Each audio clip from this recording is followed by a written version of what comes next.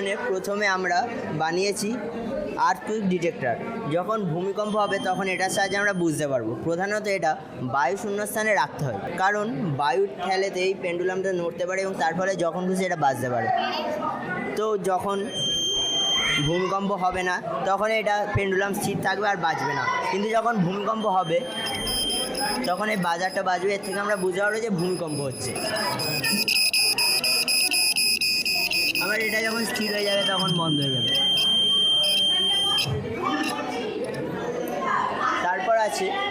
এরপর আছে বৃষ্টির জল সংরক্ষণের জন্য আমরা একটা ব্যবস্থা তৈরি করেছি। বর্তমানে ভূপৃষ্ঠের সমস্ত জল বিভিন্ন অপব্যবহার, যেমন আমরা কৃষিক্ষেত্রে ব্যবহার করছি, বাসন মাজি, কাপড় কাচি, যা বৃষ্টির জলেও করা যেতে পারে। সেজন্য বৃষ্টির জল এখানে ছাদের মধ্যে আমরা প্রথমে ধরছি, তারপর এখান থেকে ঢালু করা আছে। ঢালু থেকে একটা পিভিসি পাইপের মধ্যে ফিল্টার ট্যাঙ্কে আসছে। ফিল্টার ট্যাঙ্কের ওপরের লেয়ারে আছে বড় নুড়ি পাথর, তারপরে আছে ছোট নুড়ি পাথর এবং তারপরে আছে বালি।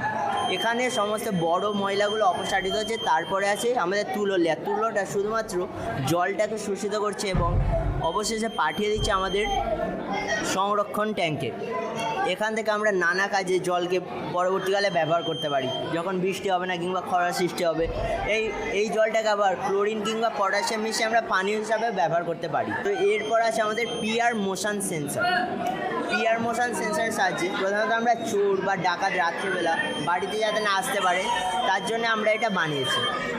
এই পিআর মোশন সেন্সর 180 ডিগ্রি অ্যাঙ্গেলের মধ্যে, অর্থাৎ শুধু সামনের দিকটা একটা নির্দিষ্ট রেঞ্জের মধ্যে কাজ করে।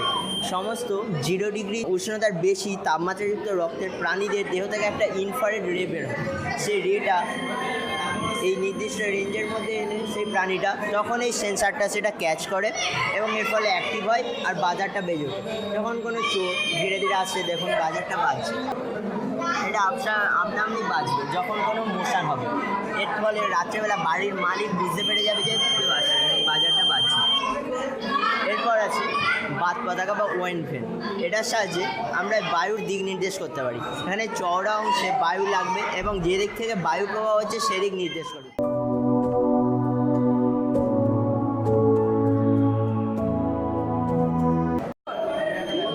আমরা এই প্রজেক্টটা বানিয়েছি সৌরশক্তির মাধ্যমে বিদ্যুৎ উৎপাদন।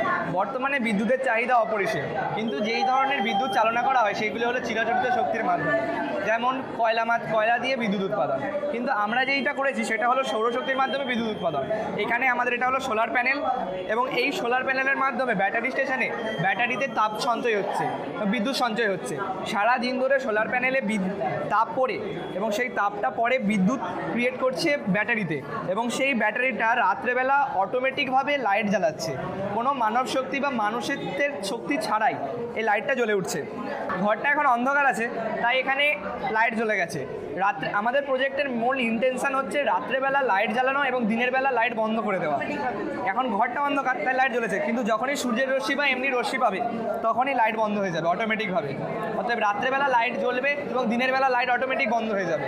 বর্তমানে যেসব সোলার প্যানেলযুক্ত লাইটগুলি দেখা যাচ্ছে সেইগুলিতে সুইচ সিস্টেম হয়ে গেছে, তার ফলে মানুষরা সেগুলি বন্ধ করছে না। এই সমস্যার মূল থেকে রুখতেই আমরা অটোমেটিক সিস্টেমটা তৈরি করেছি, যার ফলে কোনো শক্তির অপচয় যাতে না হয়।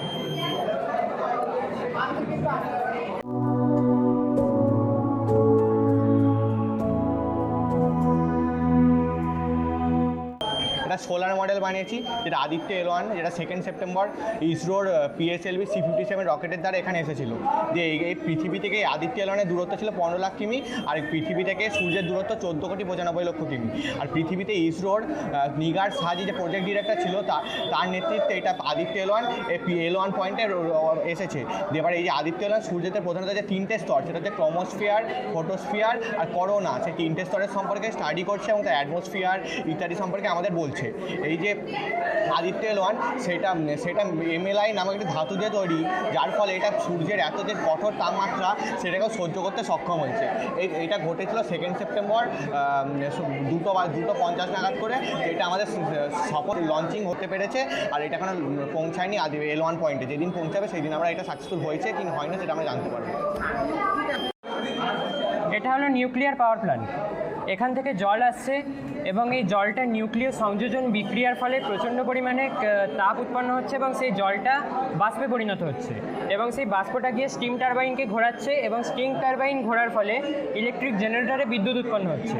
সেই বিদ্যুৎটা ট্রান্সমিশন লাইনের সাহায্যে সব জায়গায় সাপ্লাই করা হচ্ছে। এইটা একটা শহর, এর মধ্যে অনেকগুলো ঘর, ফ্যাক্টরি এবং হসপিটাল রয়েছে। এখানে গাড়ি আছে আর এখানে চারিদিকে আলো জ্বলে।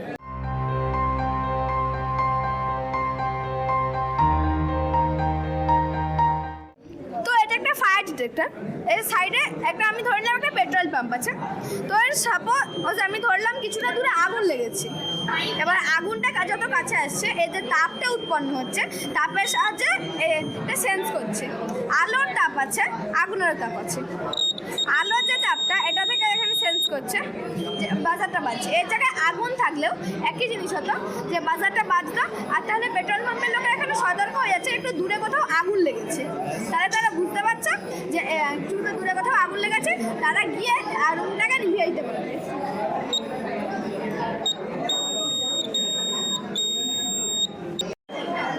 এটা হলো একটা ব্যাংক।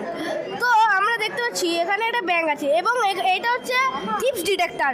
যখনই এই ব্যাংকে কোনো থিপস আসবে তখনই এখানে বুঝতে পারা যাবে যে এখানে কোনো থিপস এসেছে এবং ব্যাংকের ভিতরে যে লোকগুলো আছে ওরা বুঝতে অ্যালার্ট হয়ে যাবে যে এখানে থিপস আছে, এখানে টাকা চুরি হয়ে যাবে। তখন ওরা পুলিশকে ফোন করে থিপসটাকে ধরে নিয়ে যেতে পারবে।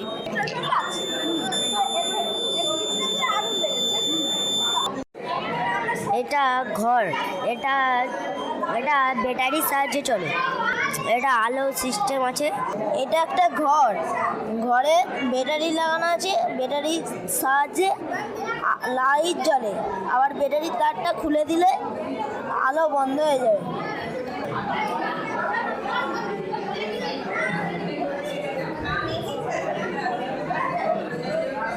এই প্রজেক্টটা কিন্তু আমরা 4 জন মিলে বানিয়েছিলাম। তো আমি এখানে ভিডিও করছিলাম বলে তাই আমি এটার এক্সপ্লেনেশন দিতে পারলাম না। তো আমার বন্ধু এটা দিয়ে দিল, আপনারা দেখলেন আমরা এটাকে বানালাম এবং পুরো এক্সপ্লেনেশন আমরা এখানে দেখালাম, পুরো এক্সিবিশনের পুরো ভিডিওটা আমরা দেখালাম।